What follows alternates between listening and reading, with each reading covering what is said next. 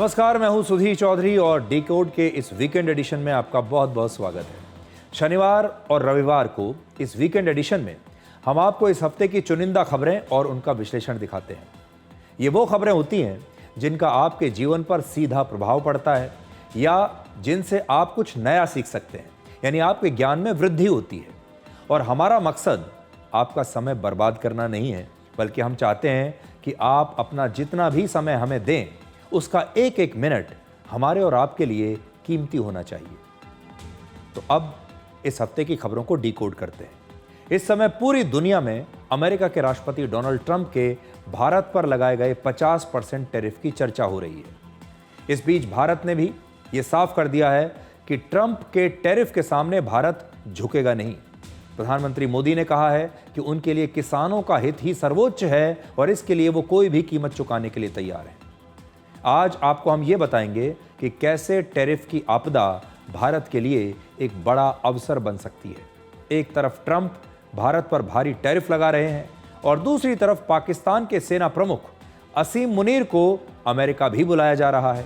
और आज हम ट्रंप के इसी पाकिस्तान प्रेम को भी आपके लिए डिकोड करेंगे।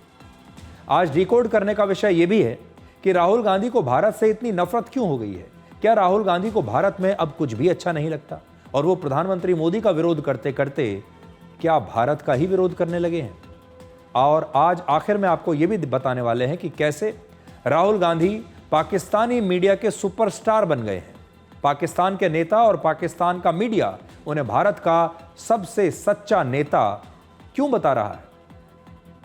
और इसके बाद खबर है देश के उन वृद्ध माता पिता के लिए जिनके बच्चे उनकी सेवा नहीं करते।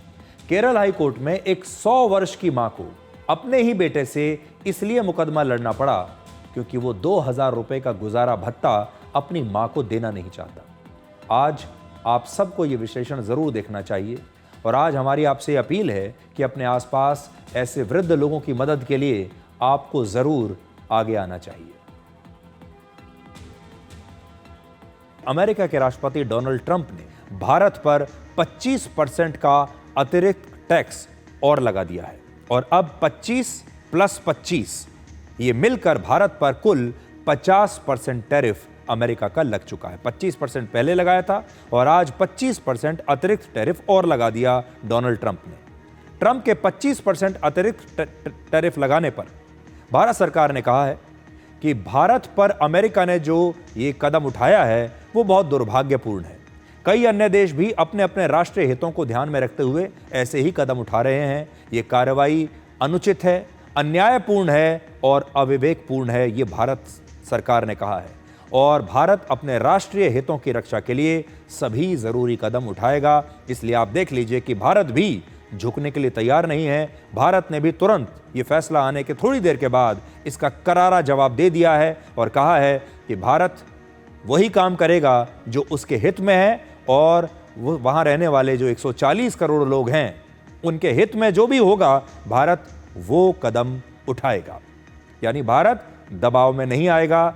या आप कह लीजिए कि भारत ने एक बार फिर डोनाल्ड ट्रंप को कह दिया है कि भारत झुकेगा नहीं। डोनाल्ड ट्रंप ने इस साल चीन के खिलाफ जब टैरिफ वॉर की शुरुआत की थी तब ऐसे ही धीरे धीरे चीन पर भी वो लगातार टैरिफ बढ़ाता गया और इसे बढ़ाकर अमेरिका ने 145% तक कर दिया था। लेकिन चीन ने भी झुकने की बजाय अमेरिका पर टैरिफ बढ़ाकर 125% कर दिया और इसके साथ ही चीन ने अमेरिका में अपने सामान की सप्लाई भी कम कर दी। और फिर ट्रंप झुक गए और उन्होंने यू टर्न लिया और चीन के साथ डील करके ये टैरिफ 145% से घटाकर 30% कर दिया। भारत के साथ भी अभी अमेरिका की बातचीत बंद नहीं हुई है और इस बात की पूरी संभावना है कि ट्रंप भी भारत के मामले में ऐसा ही यू टर्न ले सकते हैं और दोनों देशों के बीच हो सकता है बहुत जल्द कोई समझौता हो जाए। डोनाल्ड ट्रंप ने रशिया से तेल खरीदने का बहाना बनाकर भारत पर ज्यादा टैरिफ लगाने की घोषणा की है और इस मामले में उनसे लगातार सवाल पूछे जा रहे हैं। तो आगे बढ़ने से पहले यह वीडियो देखिए। इस वीडियो में एक भारतीय पत्रकार ने जब अमेरिका के राष्ट्रपति से सीधा सवाल पूछा कि अमेरिका भारत को तेल खरीदने से मना कर रहा है रशिया से, जबकि अमेरिका खुद रशिया से यूरेनियम, फर्टिलाइजर्स और केमिकल्स खरीद रहा है, तो डोनाल्ड ट्रंप के पास इसका कोई सीधा जवाब नहीं था। अब आप ये वीडियो देखिए और देखिए कि डोनाल्ड ट्रंप कैसे जवाब नहीं दे पाए। India says that the US imports Russian uranium, chemicals, fertilizers, while criticizing their energy imports. Your response to that, sir? I don't know anything about it. I'd have to check, but we'll get back to you on that. Yeah, please. Thank you very much. Thank you. तो देखिए, Donald Trump ने इस सवाल का कोई जवाब नहीं दिया और कहा कि मुझे नहीं पता, मुझे चेक करना पड़ेगा। वो अमेरिका के राष्ट्रपति हैं, ऐसा कैसे हो सकता है कि उन्हें ना पता हो? इसके दो कारण हो सकते हैं। पहला, उनका देश भी रशिया से सामान खरीद रहा है, लेकिन डोनाल्ड ट्रंप को यह बात पता ही नहीं है, यानी वो इग्नोरेंट हैं, उन्हें जानकारी ही नहीं है। एक बात यह हो सकती है। दूसरी संभावना यह है कि वो इस सच्चाई को स्वीकार नहीं करना चाहते, इसलिए इस सवाल का जवाब देने से बच रहे हैं। अब आप सोच लीजिए, इन दोनों में से कौन सी बात होगी? पश्चिमी दुनिया के चुनिंदा अमीर देश अमेरिका जैसे हमेशा से खुद को सर्वश्रेष्ठ मानते आए हैं। उन्हें लगता है कि वो तीसरी दुनिया के देशों से ज्यादा संपन्न हैं, ताकतवर हैं और योग्य हैं। और इन तीसरी दुनिया के देशों में भारत, ब्राजील, चीन और अफ्रीका के कई देश आते हैं। अमीर देशों की दशकों से ये सोच रही है कि पृथ्वी के सभी संसाधनों, टेक्नोलॉजी, पैसे और शक्ति पर सिर्फ उनका अधिकार है। इन अमीर देशों की जनसंख्या कुल मिलाकर 100 करोड़ से भी कम है, लेकिन ये दुनिया के बाकी के 700 करोड़ लोगों पर आज भी शासन करना चाहते हैं, अपने आप को शासक मानते हैं। आज भी इन अमीर देशों को लगता है कि वो जब चाहे किसी भी देश की राजनीति में दखल दे सकते हैं। अमेरिका जैसे देश अपने फायदे के लिए व्यापार शुरू कर सकते हैं किसी के साथ, या बंद भी कर सकते हैं। और इन विकासशील देशों के तेल, खनिज, बाजारों और सस्ती मजदूरों पर उनका जन्मसिद्ध अधिकार है। अगर आज भी आप देखेंगे तो पूरी दुनिया के सबसे जरूरी संसाधन, बड़ी बड़ी वित्तीय संस्थाएं, बड़े बड़े बैंक, सारे बड़े बड़े शैक्षणिक संस्थान, कला, संस्कृति, फैशन, इन सब पर इन अमीर विकसित देशों का ही नियंत्रण है। यही तय करते हैं दुनिया में कौन सा फैशन आएगा, यही तय करते हैं कि दुनिया में क्या पढ़ाया जाएगा, दुनिया क्या सोचेगी। ये बड़े बड़े देश ग्लोबल साउथ के देशों को सिर्फ एक ही नज़र से देखते हैं, और वो है कि ये ऐसी जगहें हैं जहां पर मजदूरी बहुत सस्ती है। ऐसी जगहों पर जाकर यहाँ के लोगों से मजदूरी करवाइए, अपना सामान इन देशों में फैक्ट्री लगाकर बनवाइए, क्योंकि यहाँ पर मजदूरी सस्ती है। इसीलिए आपने देखा होगा कि अमेरिका जैसे जो देश हैं, जब उन्हें अपनी वहाँ की कंपनियों को कोई अपना सामान बनाना होता है तो या तो वो चीन में जाकर बनाते हैं और अब भारत में जाकर बनाते हैं। ये एप्पल नाम की कंपनी जो आईफोन बना रही है, भारत में आकर क्यों बना रही है? इसलिए क्योंकि वो जानते हैं कि यहाँ पर मजदूरों को कम पैसा देना पड़ेगा, मजदूरी बहुत सस्ती है, यहाँ पर सारा काम सस्ते में हो जाएगा। यही काम अगर वो अमेरिका में जाकर करवाएंगे तो उनकी जो कीमत है वो बहुत बढ़ जाएगी। इसलिए ये हमारे देशों को सिर्फ एक ऐसी जगह समझते हैं जहाँ पर सस्ते मजदूर मिलते हैं, जहाँ के संसाधनों को कम पैसे में खरीदा जा सकता है और जहाँ के बाजारों में मोटे दामों पर अपना घटिया सामान ये देश डंप कर सकते हैं। आज से कुछ दशक पहले संपन्नता के आधार पर दुनिया के देशों को विश्व के नक्शे पर दो हिस्सों में बांटा जाता था। उत्तर में अमेरिका, कनाडा, ब्रिटेन, फ्रांस और जर्मनी जैसे देश, और दक्षिण में भारत, चीन और ब्राजील जैसे देश। इस प्रकार से बंटवारा हो चुका था। हालांकि भारत जैसे देश अब दुनिया की सबसे तेजी से आगे बढ़ने वाली अर्थव्यवस्था बन चुके हैं, लेकिन तब अमीर देश अलग दिखाई देते थे और गरीब और जो विकासशील देश थे वो अलग दिखाई देते थे, जो कि आप दो रंगों से यहां पर देख सकते हैं। यह दुनिया का बंटवारा है और यह बंटवारा है पैसे के आधार पर। लेकिन अब ग्लोबल साउथ के यही विकासशील देश अमीर देशों के इस क्लब को खुलकर चुनौती देने लगे हैं। अब सोच बदल रही है। इस बदलाव का नेतृत्व भारत कर रहा है। आपको याद होगा, पिछले महीने प्रधानमंत्री नरेंद्र मोदी ने ब्राजील सहित अफ्रीका के कई देशों की यात्रा की थी और इसके जरिए प्रधानमंत्री मोदी ने एशिया और अफ्रीका के विकासशील देशों को एकजुट करने की कोशिश की थी और कहा था कि भाई इनकी भी बात सुनी जाए। आज भारत, रशिया, ब्राजील और चीन ने मिलकर ब्रिक्स जैसे संगठन के जरिए अमेरिका जैसे अमीर देशों को चुनौती देना शुरू कर दिया है। अमेरिका ने जब भारत को धमकी दी कि रूस से तेल लेना बंद करें, तो भारत ने कहा कि हम अपने राष्ट्र हित को पहले रखेंगे। उल्टा जवाब दिया। जब अमेरिका ने ब्राजील पर 50% टैरिफ लगा दिया भारत की ही तरह, तो ब्राजील के राष्ट्रपति ने साफ कह दिया कि अब हम अमेरिका के मोहताज नहीं हैं, हमारा कारोबार पूरी दुनिया में चलता है, हमें अमेरिका की जरूरत ही नहीं। और जब अमेरिका ने चीन पर 145% टैरिफ लगाया, तो चीन ने भी जवाबी हमला करते हुए उससे भी ऊंचा टैरिफ अमेरिका पर लगा दिया। और इसके बाद अमेरिका को अपना टैरिफ घटाकर 30% करना ही पड़ा। अमेरिका और उसके सहयोगियों ने रशिया पर कड़े प्रतिबंध लगाए, लेकिन रूस भी पीछे नहीं हटा, बल्कि उसने भारत और चीन के साथ अपने आर्थिक संबंध और मजबूत कर लिए। आगे बढ़ने से पहले अमेरिका के डबल स्टैंडर्ड्स को आज एक्सपोज करने वाले कुछ आंकड़े आपको दिखाते हैं। दिसंबर 2022 से लेकर जून 2025 के बीच रशिया के कुल लिक्विफाइड नेचुरल गैस यानी LNG एक्सपोर्ट का 51% हिस्सा जो है वो यूरोपियन यूनियन ने खरीदा था। चीन ने 21% और जापान ने 18% खरीदा था। आप देख लीजिए, सबसे बड़ा खरीदार आज भी रशिया से LNG का यूरोपीय संघ है, जो कि अमेरिका के साथ खड़ा है, लेकिन अमेरिका को यह दिखाई नहीं दे रहा। इसी दौरान रशिया के पाइपलाइन गैस के कुल एक्सपोर्ट का 37% हिस्सा यूरोपियन यूनियन ने खरीदा था, जबकि चीन ने 30% और तुर्की ने 27% खरीदा था। लेकिन डोनाल्ड ट्रंप चीन का कुछ नहीं बिगाड़ पा रहे, यूरोपीय यूनियन का कुछ नहीं बिगाड़ पा रहे, तुर्की का कुछ नहीं बिगाड़ पा रहे, और आज भी रशिया से सबसे ज्यादा गैस यूरोपियन यूनियन ही खरीद रहा है। और फिर भी अमेरिका इस सच्चाई को स्वीकार नहीं करना चाहता। ये डबल स्टैंडर्ड्स हैं अमेरिका के। भारत खरीद रहा है रशिया से तेल, तो अमेरिका को भारत चुभने लगा, लेकिन जब उसके अपने साथी खरीद रहे हैं, अमेरिका खुद कितनी सारी चीजें खरीद रहा है, इस सब को डोनाल्ड ट्रंप अनदेखा कर रहे हैं, क्योंकि उन्हें भारत पर कोई एक्शन लेने का बहाना चाहिए। अमेरिका और पाकिस्तान के दोस्ती के नए रिश्ते का विश्लेषण करते हैं। अमेरिका को अब पाकिस्तान की दोस्ती ज्यादा पसंद आ रही है। अमेरिका धीरे धीरे पाकिस्तान के करीब जा रहा है, क्योंकि पाकिस्तान ने अमेरिका के सामने सरेंडर कर दिया है।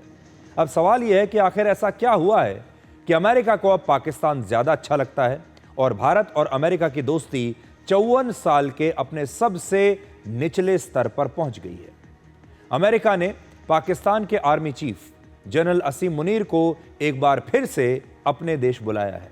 असीम मुनीर इसी महीने अमेरिका के दौरे पर जा सकते हैं और असीम मुनीर अमेरिकी सेना के जनरल और यूनाइटेड स्टेट्स सेंट्रल कमांड के कमांडर माइकल कुरेला के फेयरवेल समारोह में हिस्सा लेने के लिए जा रहे हैं। असीम मुनीर ना तो पाकिस्तान के प्रधानमंत्री हैं, ना ही राष्ट्रपति हैं। इसके बावजूद वो दूसरी बार अब अमेरिका के दौरे पर जाएंगे। इससे पहले आपको याद होगा, इसी साल जून में ऑपरेशन सिंदूर के बाद असीम मुनीर अमेरिका गए थे और उन्होंने 18 जून को अमेरिका के राष्ट्रपति डोनाल्ड ट्रंप के साथ लंच किया था। जैसा मैंने आपको पहले बताया, असीम मुनीर ना तो पाकिस्तान के प्रधानमंत्री हैं, ना वहां के राष्ट्रपति हैं, लेकिन वो अमेरिका के राष्ट्रपति के साथ बैठकर लंच करते हैं। सुनने में अजीब लगता है। यह ट्रंप और असीम मुनीर के बीच पहली निजी बैठक थी, प्राइवेट मीटिंग थी लंच के दौरान। और ट्रंप के साथ लंच के बाद असीम मुनीर ने वापस आते ही डोनाल्ड ट्रंप के नाम की नोबेल शांति पुरस्कार के लिए सिफारिश कर दी। पाकिस्तान ने भी सिफारिश कर दी कि डोनाल्ड ट्रंप को नोबेल पीस पुरस्कार मिलना चाहिए। और इसके बाद जुलाई में ट्रंप और पाकिस्तान के बीच एक डील हो गई, जिसके तहत अमेरिका अब पाकिस्तान के तेल भंडारों को विकसित करेगा। यानी ट्रंप और असीम मुनीर की पहली मुलाकात में ही पाकिस्तान ने पूरी तरह से अमेरिका के सामने सरेंडर कर दिया था। पहले नोबेल शांति पुरस्कार की सिफारिश की और फिर अपने देश के संसाधन अमेरिका को सौंप दिए। अब असीम मुनीर दूसरी बार अमेरिका जा रहे हैं, तो इसके भी दो मायने हो सकते हैं। पहला, ट्रंप पाकिस्तान से कोई नई डील करना चाहते हैं शायद। दूसरा, ट्रंप भारत को यह संदेश देना चाहते हैं कि पाकिस्तान से उनकी दोस्ती धीरे धीरे पक्की हो रही है और इसके जरिए वो भारत पर एक नया दबाव बनाने की कोशिश कर रहे हैं। दरअसल अब तक भारत पर दबाव डालने की ट्रंप की सारी तरकीबें नाकाम रही हैं, इसलिए अब हर रोज वो नई नई कोशिशें कर रहे हैं, हर रोज नए नए बयान दे रहे हैं, लेकिन भारत है कि झुकने का नाम नहीं लेता। ट्रंप ना तो किसी के स्थायी दोस्त हैं और ना ही स्थायी दुश्मन। उन्हें जहां मुनाफा दिखता है वहीं वो दोस्ती करते हैं और इसलिए ट्रंप की ये दोस्ती आगे चलकर पाकिस्तान को भी भारी पड़ सकती है। और इसके दो मुख्य कारण हैं। पहला, अमेरिका और पाकिस्तान के करीब आने से अब चीन नाराज हो जाएगा। पाकिस्तान में चीन का अब तक करीब 6 लाख करोड़ रुपए का इन्वेस्टमेंट है। पाकिस्तान सबसे ज्यादा हथियार चीन से खरीदता है। ऐसे में अगर पाकिस्तान अमेरिका के करीब जाता है तो चीन नाराज होगा और फिर चीन उसे नुकसान भी पहुंचा सकता है। आज पाकिस्तान की हालत घड़ी के उस पेंडुलम की तरह हो गई है जिसमें वो चीन और अमेरिका के बीच फंस गया है। एक तरफ चीन है और दूसरी तरफ अमेरिका है। लेकिन पाकिस्तान एक ऐसा चरित्रहीन देश है जो चीन के साथ भी दोस्ती का नाटक करेगा और अमेरिका के साथ भी दोस्ती का नाटक करेगा। दूसरी बात यह है कि अगर भारत और चीन की दोस्ती फिर से बढ़ती है तो इससे पाकिस्तान और अमेरिका दोनों को ही मुश्किल हो सकती है। और ये कोई बड़ी बात नहीं है कि इसके बाद आपको दुनिया में एक नया शक्ति संतुलन देखने को मिले। और बहुत सारे लोग तो अभी से कहने लगे हैं कि रशिया, चीन और भारत मिलकर एक नया ब्लॉक बना सकते हैं। पाकिस्तान ने डोनाल्ड ट्रंप के सामने सरेंडर कर दिया, लेकिन भारत के खिलाफ ट्रंप के टैरिफ वॉर ने देश के 146 करोड़ लोगों को एकजुट कर दिया है। भारत ने अमेरिका को एक दोस्त मानते हुए बराबरी के रिश्ते को मजबूत करने की कोशिश की, लेकिन ट्रंप भारत से व्यक्तिगत और व्यापारिक फायदे उठाना चाहते थे। वो चाहते थे कि भारत शांति के नोबेल पुरस्कार पाने के लिए उनकी मदद करे। वो चाहते थे कि भारत दुनिया के सामने ये बताए कि पाकिस्तान के साथ जो युद्ध विराम हुआ है वो तो अमेरिका ने ही किया है, जबकि ऐसा हुआ नहीं था।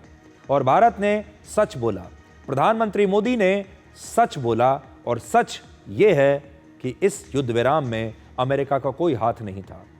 डोनाल्ड ट्रंप ने कोशिश तो बहुत की, लेकिन भारत ने अपनी शर्तों के साथ ही यह युद्ध विराम किया, और तभी किया जब पाकिस्तान की तरफ से यह रिक्वेस्ट आई।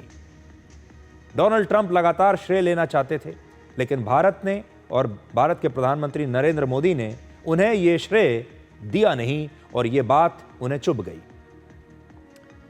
तो एक तो यह बात उन्हें चुभ गई कि सीज फायर का श्रेय उन्हें नहीं दिया गया। अब भारत झूठ कैसे कह दे, जो हुआ नहीं वो कैसे कह दे दुनिया को। दूसरी बात यह है कि ट्रंप ये भी चाहते थे कि भारत अपने कृषि, डेयरी और मछली पालन जैसे क्षेत्र अमेरिका के लिए खोल दे, जिससे अमेरिका की बड़ी बड़ी कंपनियों को ज्यादा मुनाफा हो। और भारत ने अमेरिका की इस शर्त को भी साफ इनकार कर दिया, और इसके बाद ट्रंप ने पहले 25% और फिर दोबारा 25% करके 50% टैरिफ लगाकर भारत पर दबाव बनाने की कोशिश की है। ट्रंप के साथ भारत के टैरिफ वॉर के बीच प्रधानमंत्री नरेंद्र मोदी ने एक बहुत बड़ा और बहुत महत्वपूर्ण बयान दिया है। उन्होंने अपने बयान में डोनाल्ड ट्रंप का नाम नहीं लिया, अमेरिका का नाम नहीं लिया, लेकिन उन्होंने अपने बयान में वो सब बातें कही हैं जो अगर ट्रंप अमेरिका में बैठकर सुन रहे होंगे तो उनको समझ में आ जाएगा कि भारत झुकने वाला देश नहीं है। हमारे लिए अपने किसानों का हित सर्वोच्च प्राथमिकता है। भारत अपने किसानों के, पशुपालकों के और मछुआरे भाई बहनों के हितों के साथ कभी भी समझौता नहीं करेगा। और मैं जानता हूं व्यक्तिगत रूप से मुझे बहुत बड़ी कीमत चुकानी पड़ेगी, लेकिन मैं इसके लिए तैयार हूं। मेरे देश के किसानों के लिए, मेरे देश के मछुआरों के लिए, मेरे देश के पशुपालकों के लिए आज भारत तैयार है। तो प्रधानमंत्री मोदी ने जो खास बात कही है वो ये है कि वो जानते हैं कि इससे उनका व्यक्तिगत नुकसान हो सकता है, लेकिन उसके बावजूद वो ना तो खुद झुकेंगे, वो खुद समझौता नहीं करेंगे, और भारत भी ये समझौता नहीं करेगा। ये एक बहुत बड़ा संदेश है जो उन्होंने नाम तो नहीं लिया है ट्रंप का, ना अमेरिका का, लेकिन ये संदेश अमेरिका तक अब तक पहुंच चुका होगा। आज हमारे देश में करीब 70 करोड़ लोग कृषि पर निर्भर हैं, करीब 3 करोड़ लोग मछली पालन से जुड़े हुए हैं, और 8 करोड़ परिवार ऐसे हैं जिनके पास जो पशुपालन से जुड़े हैं। आज प्रधानमंत्री मोदी ने कहा कि वो इन लोगों के हितों से कभी समझौता नहीं करेंगे। अंग्रेजों के खिलाफ महात्मा गांधी ने चरखे के जरिए आत्मनिर्भरता की लड़ाई लड़ी थी, और आज प्रधानमंत्री मोदी मेक इन इंडिया के जरिए अमेरिका को जवाब दे रहे हैं। अब देखिए, हमारे देश के जो बड़े बड़े एक्सपर्ट्स हैं, हमारे देश के बड़े बड़े उद्योगपति हैं, आर्थिक मामलों के जो जानकार हैं, वो लगातार उन्होंने ये कहना शुरू कर दिया है कि ये जो मौका है, ये भारत के लिए अमृत काल की तरह है, ये भारत के लिए आत्मनिर्भर बनने का अमृत काल है। बहुत बड़ा मौका है ये भारत के लिए कि भारत अब अपने ऊपर ही आश्रित रहे। देश की अर्थव्यवस्था को मजबूत करने के लिए हमारे देश में दशकों से पंचवर्षीय योजनाएं बनती रही हैं। आपने भी इनका नाम सुना होगा, जिसमें अगले 5 वर्षों की तैयारी होती है। लक्ष्य रखा जाता है कि 5 वर्ष में यह योजना लागू कर देनी है। ट्रंप के टैरिफ वॉर से लड़ने के लिए आज भारत को ऐसी ही एक पंचवर्षीय योजना या पंचरत्न योजना आप कह लीजिए, ऐसी पंचरत्न योजना चाहिए। और वो 5 मुद्दे कौन से हैं जिन पर भारत को सबसे ज्यादा ध्यान देना होगा? पहला, भारत को अब आत्मनिर्भर बनना होगा और ज्यादा से ज्यादा स्वदेशी को अपनाना होगा। तो आत्मनिर्भर बनने का सबसे महत्वपूर्ण और बड़ा मौका है ये। दूसरा, भारत को अब ज्यादा से ज्यादा देशों के साथ फ्री ट्रेड एग्रीमेंट्स यानी FTA करने होंगे। जो पुराने भरोसेमंद देश हैं उनके साथ कारोबार को और बढ़ाना चाहिए और ट्रेड के लिए भारत को अब नए नए पार्टनर्स खोजने होंगे।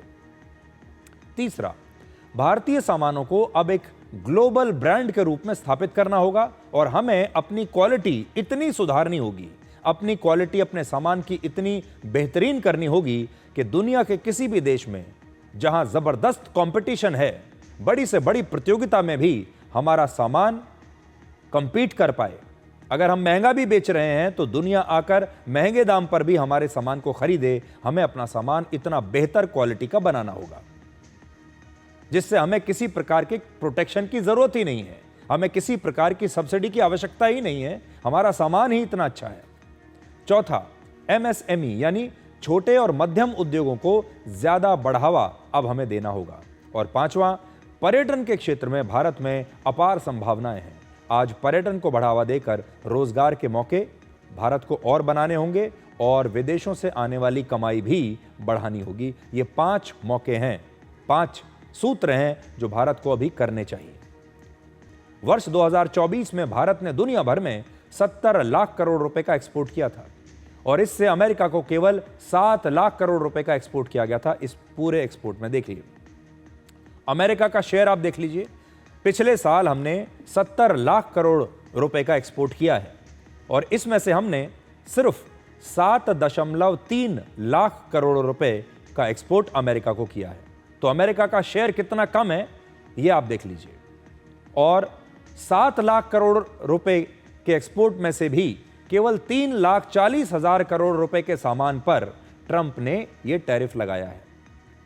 तो आप देखिए जो टोटल एक्सपोर्ट है उसके भी आधे पर 3,40,000 करोड़ रुपए का जो हमारा एक्सपोर्ट है अमेरिका को, उस पर ट्रंप ने टैरिफ लगाया है। यानी ट्रंप की टैरिफ की वजह से भारत के कुल एक्सपोर्ट का केवल 4.8% ही प्रभावित होगा। भारत के 95% एक्सपोर्ट पर कोई असर नहीं पड़ेगा और ट्रंप के 50% टैरिफ का भारत की कुल GDP पर केवल 0.3% का असर पड़ सकता है। अभी का अनुमान यह है। और इस टैरिफ के बावजूद भारत की अर्थव्यवस्था 6% से भी ज्यादा की रफ्तार से ऐसे ही बढ़ती रहेगी। तो आप यहां देख लीजिए हमारा जो टोटल एक्सपोर्ट है उसमें से 95.2% एक्सपोर्ट पर इसका कोई असर नहीं पड़ने वाला है। और ट्रंप के बारे में इस समय पूरे अमेरिका में और दुनिया में यही कहा जा रहा है कि ट्रंप के जो फैसले हैं वो स्थायी नहीं है।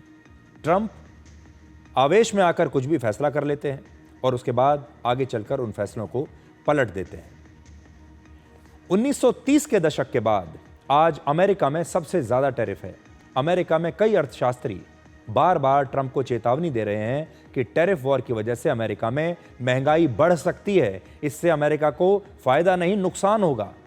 एक और रिपोर्ट के मुताबिक अमेरिका के परिवारों का सालाना खर्च औसतन 2 लाख रुपए इससे बढ़ जाएगा।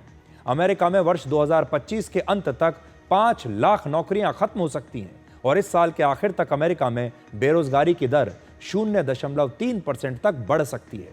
अब आपको यह भी बताना जरूरी है कि राहुल गांधी आजकल कैसे पाकिस्तानी मीडिया के सुपरस्टार बने हुए हैं। वो पाकिस्तान की सरकार के, वहां के नेताओं के और वहां के मीडिया के मनपसंद नेता हैं। पाकिस्तान के मशहूर अखबार डॉन ने चरम राष्ट्रवाद की विध्वंसक ताकत के रूप में भारत के प्रधानमंत्री नरेंद्र मोदी और इजराइल के प्रधानमंत्री बेंजामिन नेतन्याहू को एक जैसा बताया है। उनका एक आर्टिकल है जिसमें वो लिखते हैं कि जो काम बेंजामिन नेतन्याहू ने राष्ट्रवाद के नाम पर गाजा में किया, ऐसा ही भारत भी कर रहा है। और इस अखबार ने राहुल गांधी को एक सच बोलने वाला, सच उजागर करने वाला नेता बताया है और लिखा है कि ऑपरेशन सिंदूर को लेकर राहुल गांधी ने पूरी सच्चाई भारत की लोकसभा में खड़े होकर बता दी है। राहुल गांधी ने कहा कि भारत सरकार ने ऑपरेशन सिंदूर का इस्तेमाल देश की रक्षा करने के बदले घरेलू राजनीति में अपनी पकड़ मजबूत करने के लिए किया है और उन्होंने यहां पर राहुल गांधी को कोट किया है। और वो आर्टिकल भी आज मैं अपने पास लेकर आया हूं। देखिए राहुल गांधी के चर्चे कैसे पूरी दुनिया में हो रहे हैं। भारत में तो हैं ही, भारत में सुप्रीम कोर्ट भी ये कह रहा है कि आप अपने ही देश के खिलाफ बिना सबूत के कैसे बात कर सकते हैं। और अब देखिए पाकिस्तान में भी उनकी बड़ी चर्चा है। इस आर्टिकल में, जो डॉन का आर्टिकल है, उसमें लिखा है राहुल गांधी के लिए एक शब्द का इस्तेमाल किया गया है, the truth teller. Congress leader Rahul Gandhi underscored facts the rest of the world already knows. ऐसा उनके बारे में लिखा है कि यही एक ऐसा नेता है जो सच बोलता है। और फिर उन्हीं को कोट करते हुए उन्होंने लिखा है कि राहुल गांधी ने कहा that Pakistan had indeed taken down 5 Indian aircrafts and the government had pushed Pakistan and China into a close military relationship. Rahul Gandhi ने चीन और पाकिस्तान के मिलिट्री रिलेशनशिप को और मजबूत किया। और राहुल गांधी के बयानों को सुनकर ऐसा लगता है कि मानो उन्होंने पाकिस्तान के 5 भारतीय विमान के मार गिराने के दावे को बिल्कुल सच मान लिया, क्योंकि इसमें उन्हें कोट किया गया है कि राहुल गांधी ने कहा कि पाकिस्तान ने वाकई भारत के 5 फाइटर जेट्स को गिरा दिया है और भारत की वजह से ही पाकिस्तान और चीन के बीच में जो संबंध हैं वो बड़े गहरे हो रहे हैं। और फिर उन्होंने आगे राहुल गांधी को कोट किया है और कहा है कि राहुल गांधी ने भारत की संसद में खड़े होकर यह कहा कि प्रधानमंत्री मोदी जो है ऑपरेशन सिंदूर को अपने राष्ट्रवाद की राजनीति को मजबूत करने के लिए इस्तेमाल कर रहे हैं। और फिर इसी आर्टिकल में आगे यह भी लिखा है कि जब राहुल गांधी स्पीच दे रहे थे तो भारत में बड़ी संख्या में ज्यादा लोगों ने उन्हें सुना और जब प्रधानमंत्री मोदी बोल रहे थे तो कम लोगों ने उन्हें सुना। ऐसा इस पाकिस्तान के अखबार में लिखा हुआ है। तो ये पाकिस्तान में बैठकर हमें बता रहा है कि हमारे देश में राहुल गांधी कितने लोकप्रिय हो रहे हैं। लोग उनके भाषणों को सुन रहे हैं और फिर वो ये भी कहते हैं कि देखिए राहुल गांधी ने कह दिया कि भारत की इकॉनमी तो डेड इकॉनमी है और अमेरिका के राष्ट्रपति ने भी कह दिया कि भारत की इकॉनमी डेड इकॉनमी है। और फिर वो ये कहते हैं कि भारत इस समय ऐसी स्थिति में है जहां अमेरिका भी उससे नाराज है और चीन भी उससे नाराज है और दोनों ही ये जो देश हैं ये भारत को नकार रहे हैं।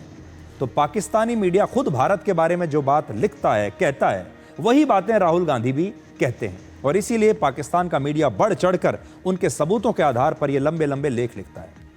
और इसीलिए पाकिस्तान का यह अखबार राहुल गांधी को भारत का सबसे सच्चा नेता बता रहा है।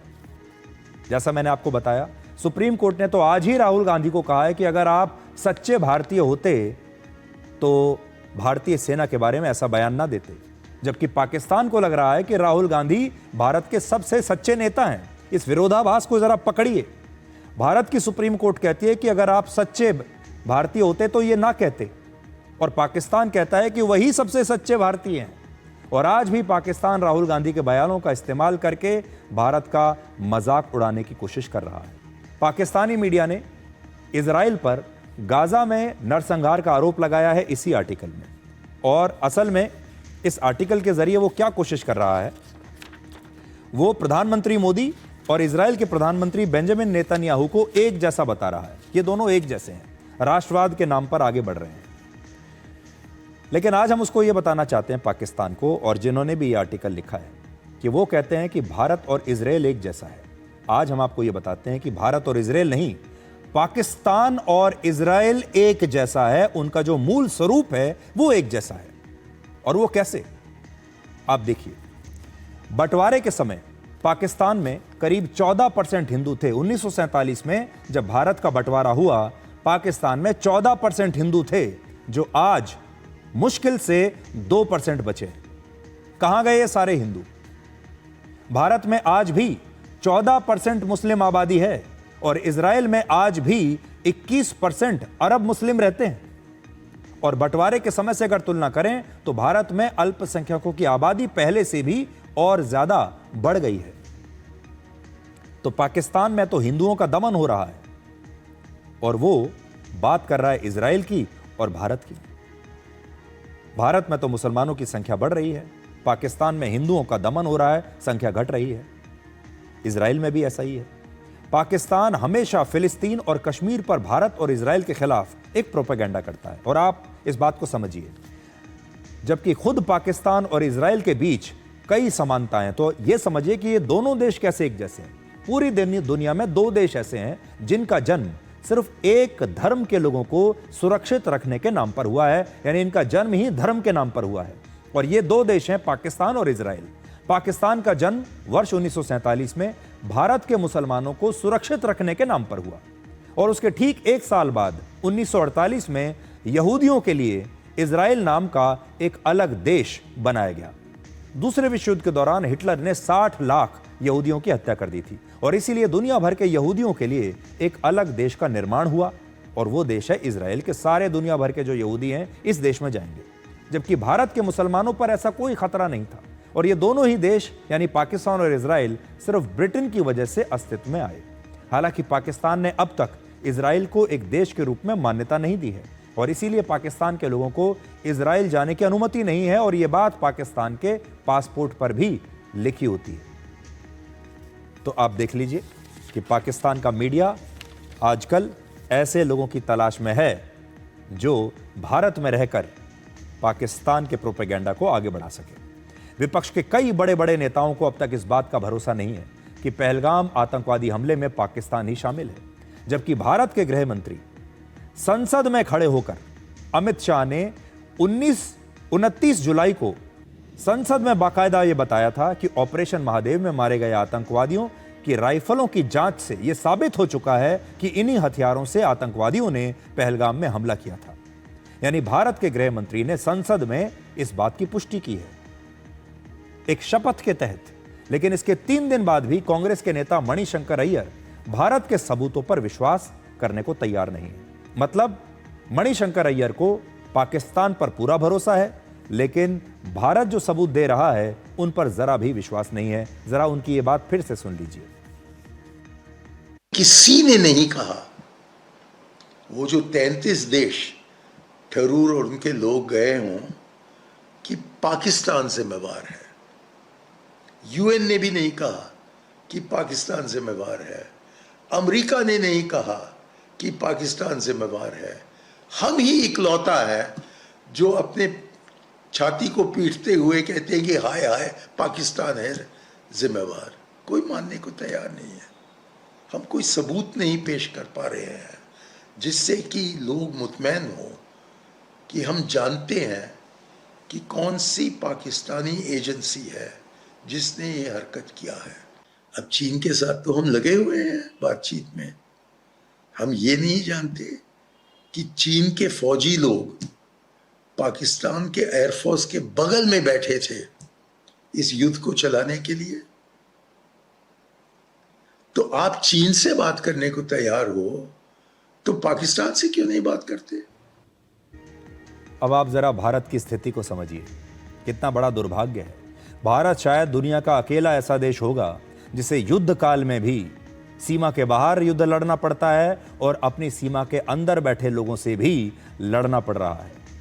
ये वो लोग हैं जो भारत की सीमा के अंदर बैठकर, भारत के पासपोर्ट होल्डर रहकर, भारत की नागरिकता लेकर, भारत के सरकारी बंगलों में रहकर, भारत के ही सरकारी गाड़ियों में बैठकर, भारत के ही लोगों के वोट लेकर दुश्मन की बातों पर विश्वास करते हैं, दुश्मन की प्रशंसा करते हैं, दुश्मन की तारीफ करते हैं, पूरी दुनिया में कोई भी नेता अगर भारत के खिलाफ गवाही दे दे या भारत के खिलाफ बयान दे दे, उस बयान पर आंख बंद करके भरोसा करते हैं। लेकिन हमारी अपनी सेना पर भरोसा नहीं करते, अपनी सरकार पर भरोसा नहीं करते और इस युद्ध काल में भी सरकार का साथ नहीं देते, अपनी सेना का साथ नहीं देते। और इतिहास में ये बात जरूर दर्ज की जाएगी।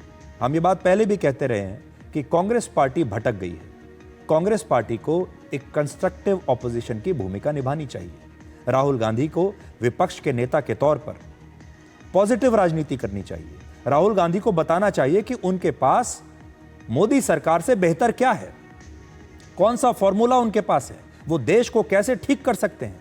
वो होते तो वो और क्या करते, वो देश के लिए और बेहतर साबित कैसे हो सकते हैं। और अपने आप को बेहतर साबित करने के लिए जरूरी नहीं है कि अपने प्रतिद्वंदी की आलोचना ही की जाए हर वक्त, और अपने प्रतिद्वंदी के चक्कर में अपने देश की आलोचना करना भी वो शुरू कर दें। आपको याद होगा जब वो विदेश गए थे कुछ समय पहले, तो विदेश में जाकर विदेशी भूमि पर खड़े होकर उन्होंने लोगों से अपील की थी, विदेशी लोगों से, संस्थाओं से, सरकारों से, कि भारत में लोकतंत्र खतरे में है और भारत में लोकतंत्र को बचाना इस समय बड़ा आवश्यक है। तब जाकर उन्होंने ये बात कही थी।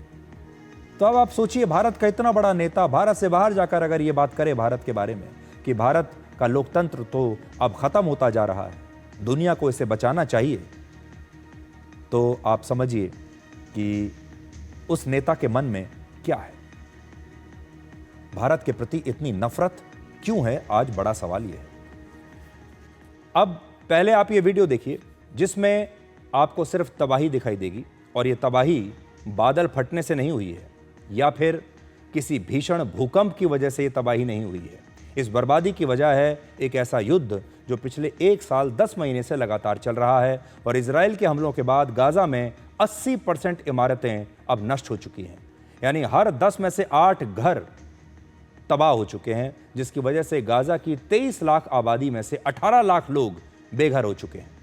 कहने को ये सिर्फ आंकड़े हैं, लेकिन इन आंकड़ों के पीछे है भूख और प्यास से तड़पते बच्चे और इलाज के लिए तरसते ये लोग। इस समय गाजा में पानी, बिजली, दवाइयां कुछ भी नहीं है, और संयुक्त राष्ट्र की रिपोर्ट कहती है कि गाजा में भुखमरी जैसी स्थिति बन गई है। लोगों के पास अब कुछ नहीं बचा। अमेरिका खुद को दुनिया की महाशक्ति कहता है, और अमेरिका के राष्ट्रपति नोबेल शांति पुरस्कार पाना चाहते हैं। वो यूक्रेन और इजराइल को युद्ध लड़ने के लिए हथियार और पैसा तो दे सकते हैं, लेकिन गाजा की तबाही पर अभी बोलने के लिए तैयार नहीं है। यूक्रेन को $100 अरब की सैन्य मदद दे सकते हैं, लेकिन गाजा में भूख से तड़प रहे लोगों को खाना नहीं दे सकते। दुनिया भर के देशों को टैरिफ पर ब्लैकमेल कर सकते हैं, भारी भरकम टैरिफ लगा सकते हैं, लेकिन गाजा में इन लोगों की मदद नहीं कर सकते। आप तस्वीरें देख लीजिए।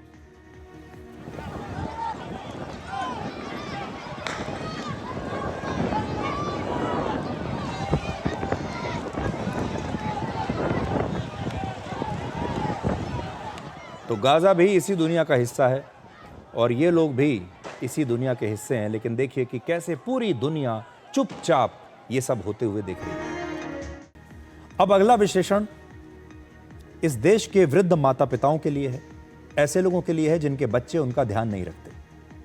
माँ सिर्फ एक शब्द नहीं है, अपने आप में पूरा संसार है, लेकिन लगता है कि आज माँ को बेटों के स्वार्थ की नजर लग गई है।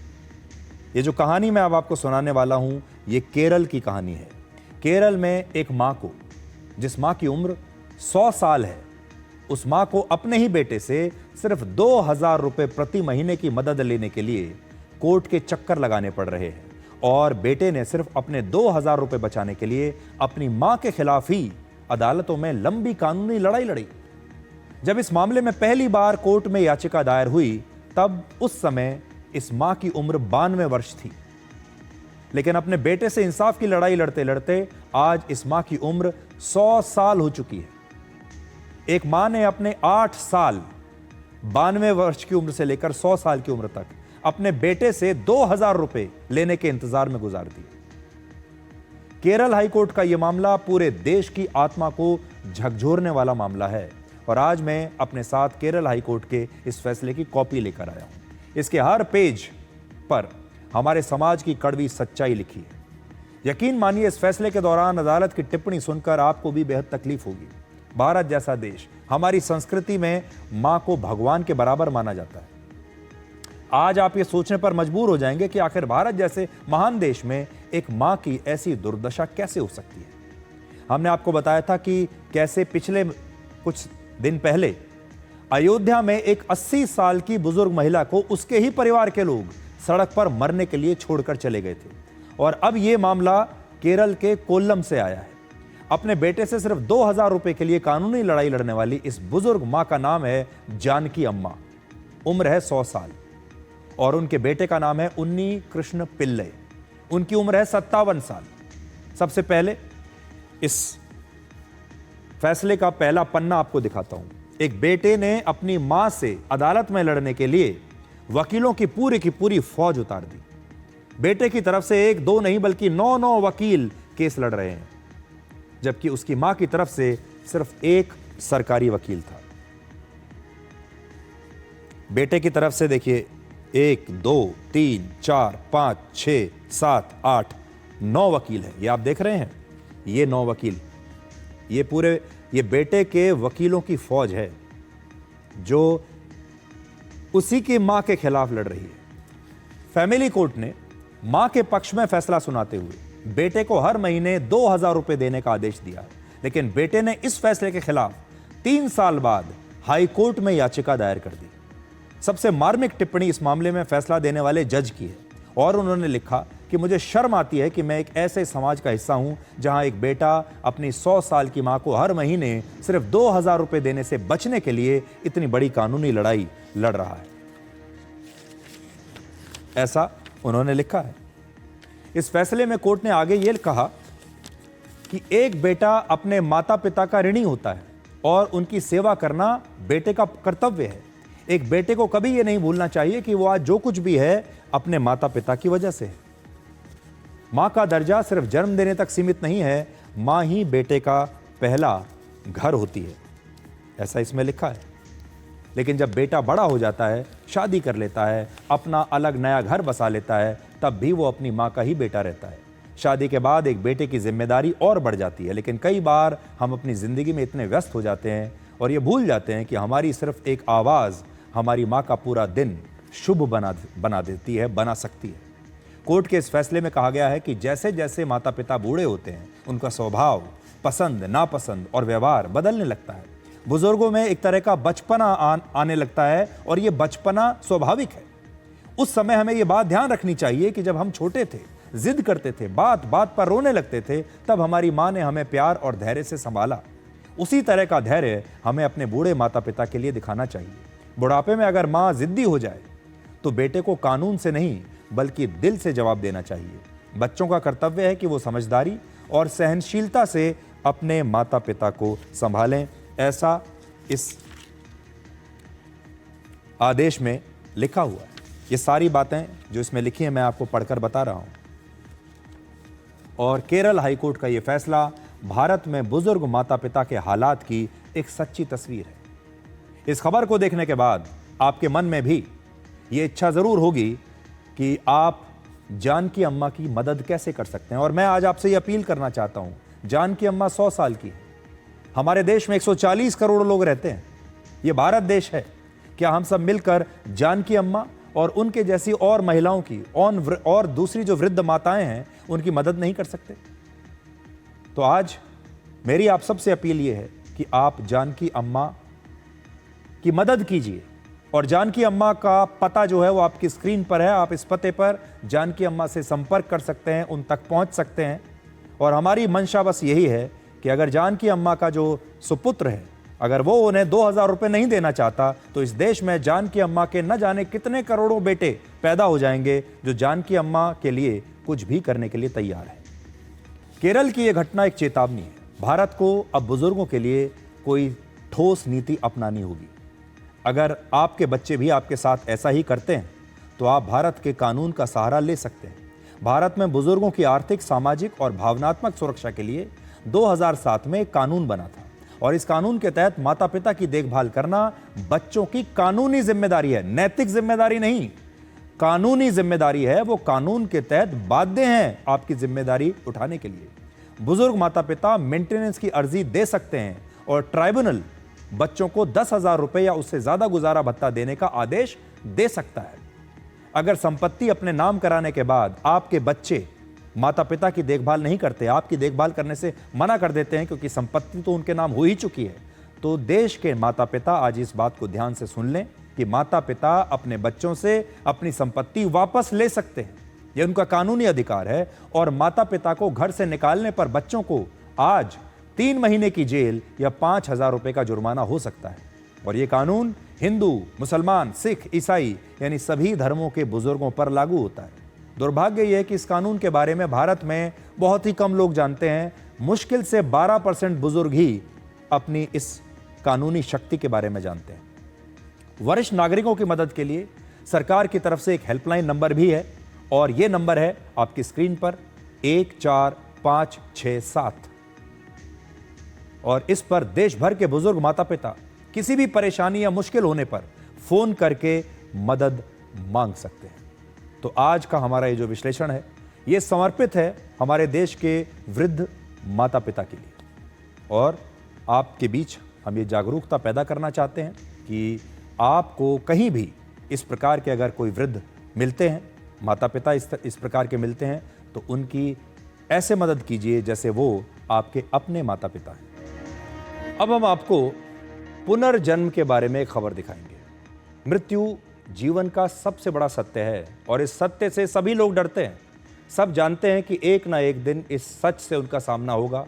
मृत्यु एक ना एक दिन तो जरूर आएगी, लेकिन फिर भी लोग इस सच को स्वीकार नहीं करना चाहते और सबकी इच्छा होती है कि उनका जीवन कभी समाप्त ना हो और उनके सामने किसी दिन मृत्यु आकर खड़ी ना हो।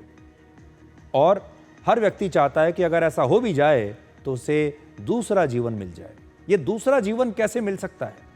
क्या मृत्यु के बाद कोई व्यक्ति दोबारा जिंदा हो सकता है? क्या दोबारा पुनर्जन्म हो सकता है? और ये पुराने काल से इस पर लोग रिसर्च कर रहे हैं। लोगों की बड़ी इच्छा है कि कैसे मृत्यु को टालें। अब तक अगर भारत की बात करें तो आपने करण अर्जुन जैसी हिंदी फिल्मों में पुनर्जन्म की कहानियों को देखा होगा, जिनमें हीरो एक बार मरने के बाद फिर से जन्म ले लेता है। और भी कई फिल्में हमारे यहाँ बनी हैं ऐसी। अब कल्पना कीजिए अगर आपसे कोई ये कहे कि मृत्यु के बाद आपके मृत शरीर में दोबारा से जान डाली जा सकती है। आप अपनी मृत्यु के बाद 1,70,00,000 रुपए खर्च करके एक दिन भविष्य में फिर से जीवित हो सकते हैं, तो आप क्या करेंगे, क्या सोचेंगे? क्या आप इस पर यकीन करेंगे?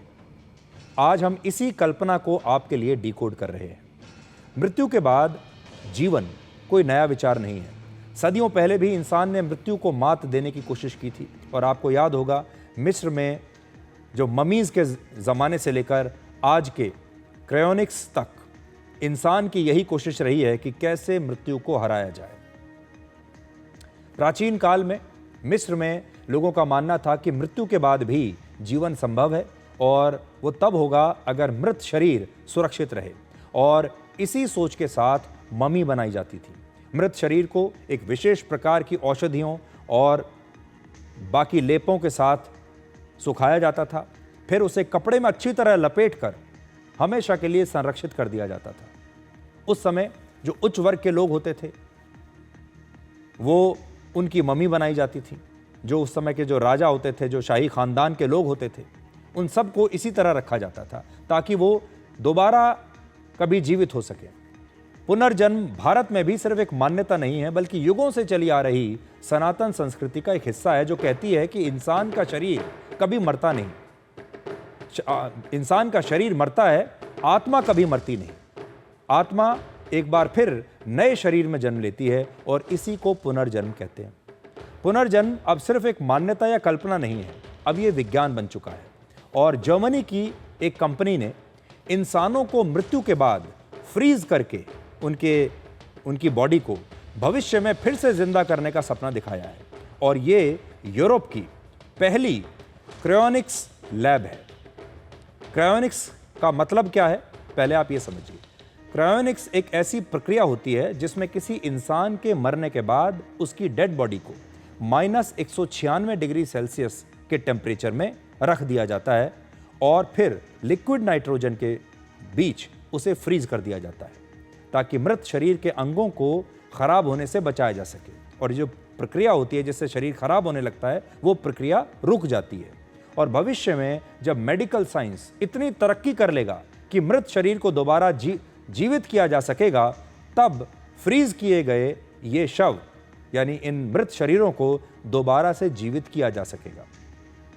दुनिया भर में, आप यकीन मानिए, दुनिया भर में वर्ष 2023 तक 500 से ज्यादा लोगों को इसी टेक्निक के साथ फ्रीज किया जा चुका है, क्रायो प्रिजर्व किया जा चुका है, जो इसके लिए नाम दिया गया है।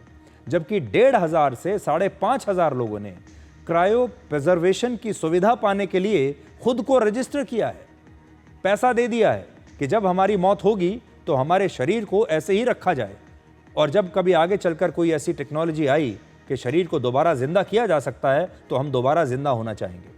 अमेरिका और जर्मनी के अलावा रशिया, चीन और स्विट्जरलैंड में भी क्रायोनिक्स तकनीक पर काम हो रहा है, और मृत शरीर में दोबारा जान डालने का सपना दिखाने के अलावा दुनिया भर में एंटी एजिंग दवाइयाँ तो चल ही रही हैं, बहुत प्रकार की सर्जरीज चल रही हैं, ऐसे प्रोडक्ट्स पर काम किया जा रहा है जो इंसान की उम्र को जहाँ है वहीं रोक देंगी। इंसान बूढ़ा नहीं होना चाहता, इंसान अपनी मृत्यु से जितना दूर हो सके उतना दूर रहना चाहता है। इंसान की इच्छा है कि वो 100 साल, 150 साल, 200 साल तक जिए, और दुनिया भर की लैब्स में इस पर बहुत काम चल रहा है, शोध चल रहा है कि मृत्यु को कैसे टालें। और जो इसका मार्केट साइज है क्रायोनिक्स टेक्नोलॉजी का, ये वर्ष 2024 में लगभग 1700 करोड़ का था, और एक अनुमान के मुताबिक 2033 तक ये 4400 करोड़ का हो जाएगा। वर्ष 2024 में पूरी दुनिया में एंटी एजिंग दवाइयां, सर्जरी और इस प्रकार के जो प्रोडक्ट्स थे उनका बाजार 6.5 लाख करोड़ का था, और 2033 में ये पहुंच जाएगा 10.5 लाख करोड़ तक।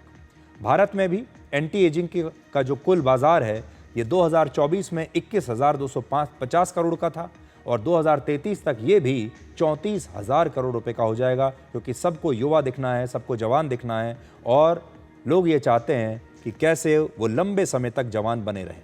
लेकिन सबसे बड़ा सवाल ये है कि क्या अब तक किसी को दोबारा जीवन देने में सफलता मिली है? तो जवाब ये है कि अब तक ऐसा कोई प्रमाण नहीं है कि किसी फ्रीज किए गए शव को दोबारा जिंदा किया गया हो। सबसे पहले ये क्रायोनिक्स टेक्निक की शुरुआत 1972 में एरिजोना में हुई थी। उसके बाद 1976 में अमेरिका के मिशिगन में क्रायोनिक्स लैब शुरू की गई, और पहली बार जेम्स बेडफोर्ड नाम के एक डॉक्टर को 1967 में ऐसे ही फ्रीज किया गया था, इस उम्मीद के साथ कि भविष्य में जब संभव होगा तो उन्हें जीवित किया जाएगा। फिलहाल विज्ञान और वैज्ञानिक इस संभावना से इनकार करते हैं कि किसी भी मृत शरीर को जीवन दिया जा सकता है, लेकिन कुछ वैज्ञानिकों का तर्क है कि एक इंसान का दिल निकालकर दूसरे इंसान में ट्रांसप्लांट करना भी एक ज़माने में सिर्फ कल्पना था, लेकिन आज हर रोज़ इंसानों के शरीर में अलग अलग ऑर्गन्स ट्रांसप्लांट हो ही रहे हैं। यानी जिस तरह से पहले मेडिकल इनोवेशन को लोग शक की निगाह से देखते थे, वैसे ही आज क्रायोनिक्स को भी लोग आज तो शक की निगाह से देख रहे हैं, लेकिन हो सकता है एक दिन स्वीकार कर लेंगे।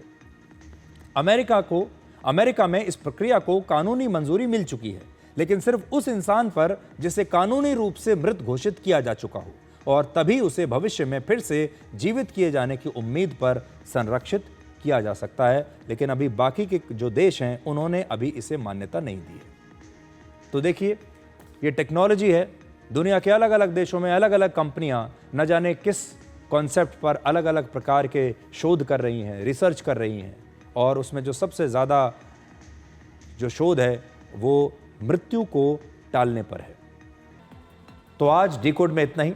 अब आपसे हमारी अगली मुलाकात होगी कल रात 9 बजे, जब हम आपको डिकोड का संडे एडिशन दिखाएंगे। तब तक आप खुश रहिए, सुरक्षित रहिए, स्वस्थ रहिए। नमस्कार।